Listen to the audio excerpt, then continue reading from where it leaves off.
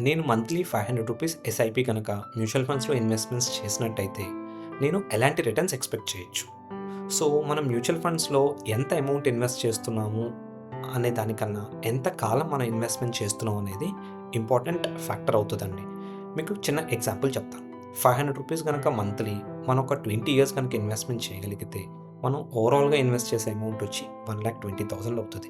ఇది గనక ఒక 12% కనుక యాన్యుయలైజ్డ్ రిటర్న్ ఇవ్వగలిగితే, మీ 1.2 లాక్ ఆల్మోస్ట్ 4.94 లాక్ అవుతది.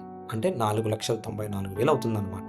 బట్ అదే మీరు ఒక రూ. 1,000 ఎస్ఐపి 10 ఇయర్స్ పాటు గనక మీరు రన్ చేయగలిగితే, ఇక్కడ కూడా మీరు ఇన్వెస్ట్ చేసే అమౌంట్ వచ్చి 1,20,000 అవుతుందండి. బట్ ఇక్కడ ఇదే పోర్ట్‌ఫోలియో 12% రిటర్న్ ఇవ్వగలిగినప్పటికీ కూడాను, ఇక్కడ మీ మనీ 2.3 లాకే అవుతుంది.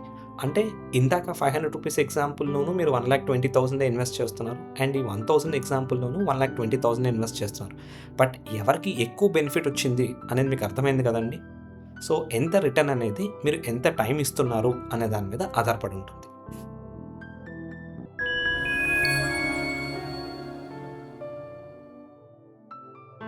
If you like the content in the video, please like and share the video and subscribe to our YouTube channel.